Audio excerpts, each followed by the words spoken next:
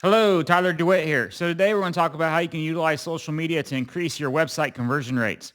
You ever get a lot of visitors and they're just not converting? Well, it's probably because they're going online, they're searching for you. And if you don't have a strong, powerful social media presence, then chances are they won't come back and buy, or they may not buy.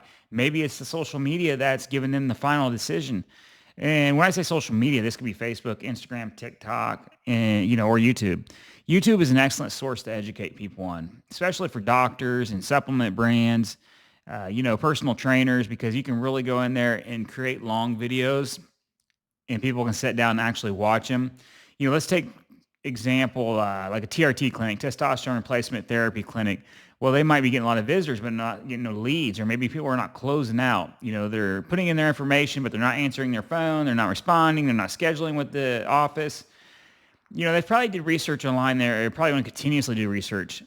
I know a guy, he runs a nightclub here in downtown LA. He's actually in charge. And it took him a whole year before he made a final decision of utilizing TRT, because he had low TRT, but he just wasn't sure. And he was very skeptical about it for a long time. But that was actually one of the things that made him buy, was that he come across the place and he seen all the content online about this place. And that's what made him buy, because he seen the doctor on YouTube. Another case would be like, I was actually looking for a good doctor, and I ended up driving all the way down to Long Beach, 45 minutes away from where I live, because I seen a doctor online that specializes in sports injuries. I did not decide to contact him right away, but I see on his website where he was discussing all the, solutions that he had for different types of sports injuries. And I did more research on him. Well, I noticed he had a strong LinkedIn, he had a good LinkedIn profile. He did a few years at Harvard, and then he had over like 250 pages submitted to this website. What was it? National Library of Health or something. I can't remember the name of the site, but surely a lot of you have come across the site maybe sometime in the past if you're searching health related articles.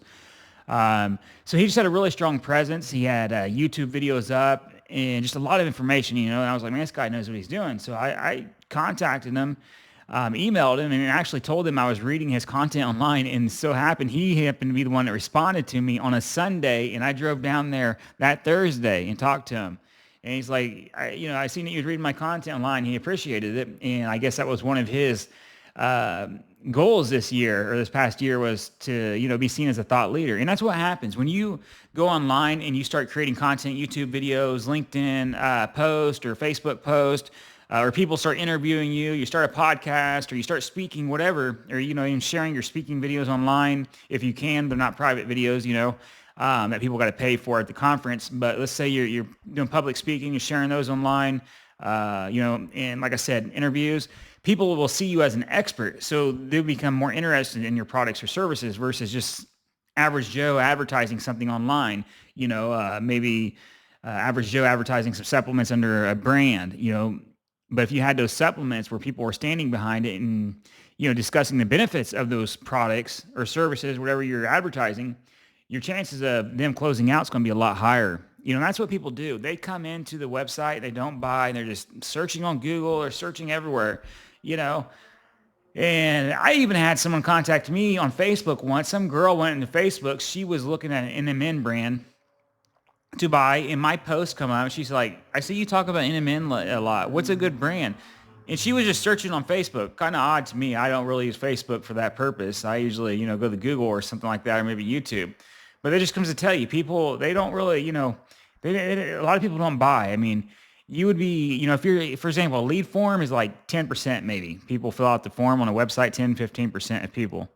When you're running an advertising campaign or someone finds you through Google, products, like supplements, anything that you're selling, e-commerce is usually about 2-3% per 100 visitors.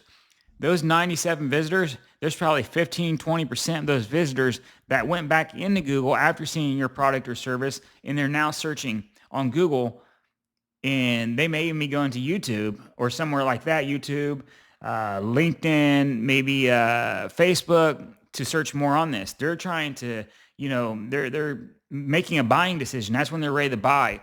And if you have that strong YouTube channel where somebody's interviewing you on your services or products that you have, you're going to, increase your chances of closing that deal. So that's why it's very important to have a strong social media presence nowadays. Thank you.